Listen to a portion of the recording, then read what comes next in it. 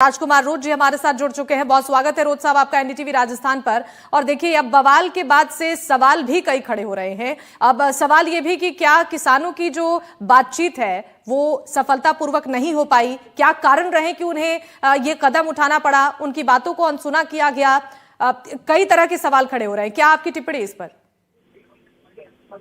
देखो, ये जिस तरह से ये बवाल हुआ, हाँ। मतलब ये नहीं है कि एक दिन या दो दिन का उनका जो स्ट्रगल या फिर पेशेंस लोगों ने खो दिया। लंबे समय से चल रहा था। इसके विरोध में मेरी जो जानकारी में आया है कि यहाँ पर नहीं लगना चाहिए, यहाँ लगने से पोल्यूशन फैलेगा, हमारा पानी दूषित होगा। अब सरकार कह रही है कि हम विकास चाहते हैं या विकास कर रहे हैं, कंपनी लगने से डेवलप होगा, रोजगार होगा। अगर या तो जनता को कन्विंस नहीं कर पाई सरकार, और स्थानीय लोग अगर इसके विरोध में है, तो कौन सा विकास चाह रही है सरकार? अगर जनता नहीं चाह रही है तो सरकार कौन सा विकास चाह रही है?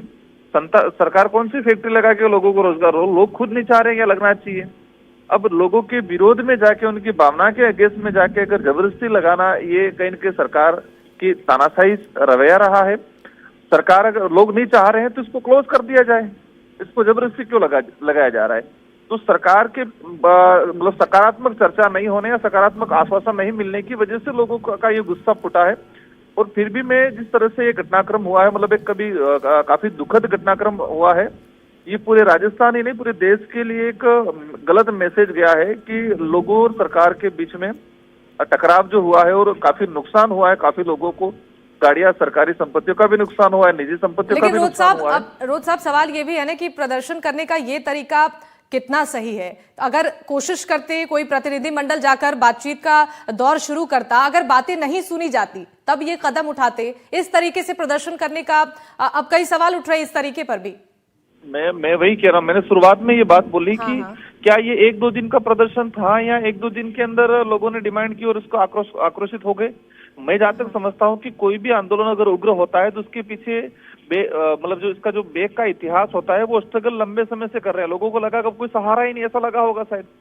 लोग लंबे समय से तो लोगों सरकार की तरफ से प्रतिनिधित्व जाके सकारात्मक चर्चा करते थे, ये स्थिति बनती ही नहीं। सरकार तो उद्योगपतियों की सुन रही है, जनता की तो सुन ही नहीं रही है। ठीक है, अब इंतजार करना होगा कि आगे क्या एक्शन लिया जाता है और मामले की जांच पड़ताल किस तरीके से शुरू होती है। बहुत शुक्रिया आपका हमारे साथ जुड़ने के लिए। बढ़ते हैं खबरों में आगे। हनुमानगढ़ से बड़ी खबर है, टिब्बी में इथेनॉल फैक्ट्री विवाद अब गर्माता जा रहा है। कांग्रेस विधायक कुन्नर ने काफिले को उनके रोका गया है। पुलिस ने विधायक के काफिले को रोका है। राठीखेड़ा में पुलिस से झड़प का विरोध और विधायक का किसानों के साथ पूछ। विधायक के काफिले को रोकने पर माहौल अब गर्मा गया है। विधायक कुन्नर सहित कई किसानों ने बैरिकेड्स को तोड़ा है। कुलदीप हमारे सहयोगी इस खबर पर ज्यादा जानकारी देने के लिए जुड़ चुके हैं। कुलदीप, देखिए, तनाव यहां पर अभी भी बना हुआ है। विधायक के काफिलों को रोकने की खबर मिल रही है, क्या हालात इस वक्त वहां पर है?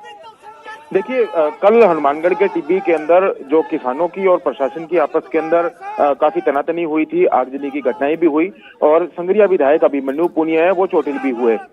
श्रीगंगानगर के जो कांग्रेस के जिला अध्यक्ष हैं और कर्णपुर के विधायक हैं, कांग्रेसी विधायक रुपेंद्र सिंह कुंडर, उन्होंने कल ऐलान किया था कि आज वो अपने समर्थकों के साथ में हनुमानगढ़ के टिब्बी के लिए कूच करेंगे। जब वो पदमपुर से सुबह अपने जो काफिले के साथ निकले तो गमूरवाली के पास में पुलिस ने उनके काफिले को रोक लिया। पुलिस और उनके जो कार्यकर्ता हैं उनके बीच में झड़प भी हुई और उसके बाद में जो किसान और कार्यकर्ता हैं उन्होंने जो बैरिकेड्स लगाए थे रोकने के लिए, उनको